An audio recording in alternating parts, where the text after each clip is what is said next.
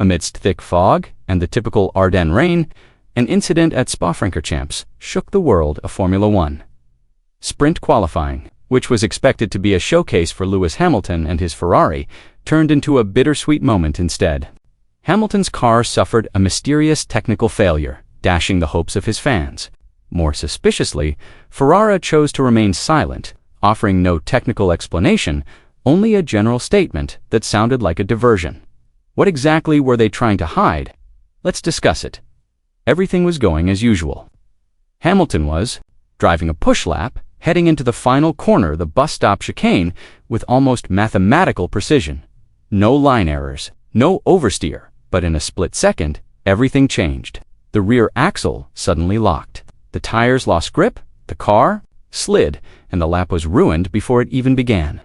What happened? To the casual observer, it might have been just another technical error.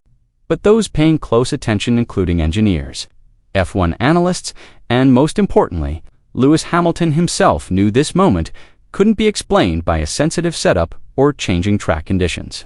It was a systemic failure. The most surprising thing wasn't the lockup itself, but Hamilton's response. There was no anger, no gestures of frustration.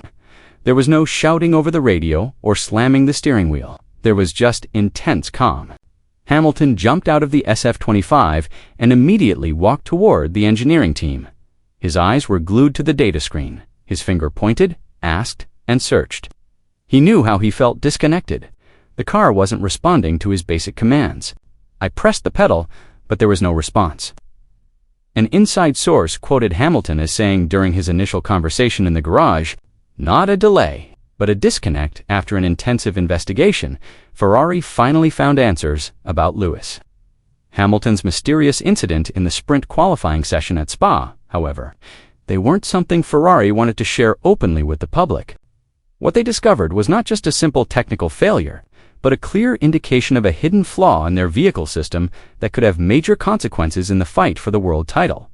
The problem stemmed from a vital component, the gearbox. Specifically, the transmission system experienced backlash, a microgap between the gears that causes a slight delay when downshifting. Under normal conditions, this might only be a minor annoyance, but in the heart of a Formula One car, where everything operates with millisecond precision, even such a small error can trigger a chain reaction. This backlash then had a domino effect, since the transmission system could not send the correct signal. The energy recovery system, ERS, was also affected. The ERS works on the principle of synchronization. It must know when energy is released and stored. However, when the transmission is late in sending the signal, the ERS cannot do its job effectively. When Hamilton stepped on the brake pedal, the brake-by-wire braking system didn't receive the correct signal from the ERS. Consequently, braking power was distributed unevenly, without the ERS to regulate the braking load between the front and rear. All braking pressure was transferred brutally to the rear brakes. On a track like Spa, where cars accelerate at high speeds before approaching a chicane, this imbalance can be deadly. The rear brakes lock up instantly, causing the car to lose stability in a split second. Former racer and technical analyst Anthony Davidson confirmed that he heard an unusual vibration during downshifting, a subtle but distinct sound as if there were a conflict within the internal mechanisms. Meanwhile, Martin Brundle emphasized that what Hamilton experienced was not purely driver error. He said it was clearly a system failure. It was not a human error, but rather a fault in the engine and how its systems interact with each other. It's now clear that the incident, initially considered Hamilton's fault, was actually caused by a structural flaw that almost resulted in a technical embarrassment for Ferrari. They knew it too. Perhaps that's why they chose to remain silent. But the truth still found its way out in the paddock. Yet, strangely, Ferrari remained silent. There was no official statement explaining the technical details. There were no post-session interviews from the technical chief or team principal. There was just one standard sentence that felt pasted on. We faced a narrow setup window and rapidly changing track conditions. The statement sounded too neat, too safe. Yet, everyone in the paddock knew it wasn't an answer. It was an excuse. It was a pretext to paper over the widening cracks in their ambitious project, the SF-25. And that's precisely the problem. For a team as large as Ferrari, for its obsessive attention to detail, openness to data, and swift response to technical issues, this muted reaction felt strange, suspicious, even. It was as if they were trying to hide something from the public.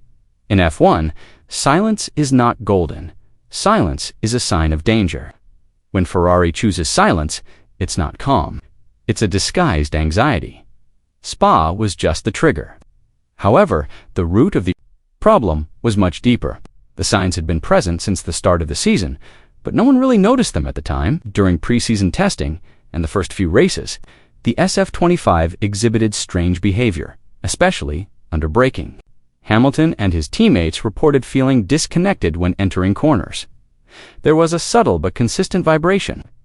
Deceleration felt unnatural. The car was unstable every time they tried to release the throttle and brake simultaneously.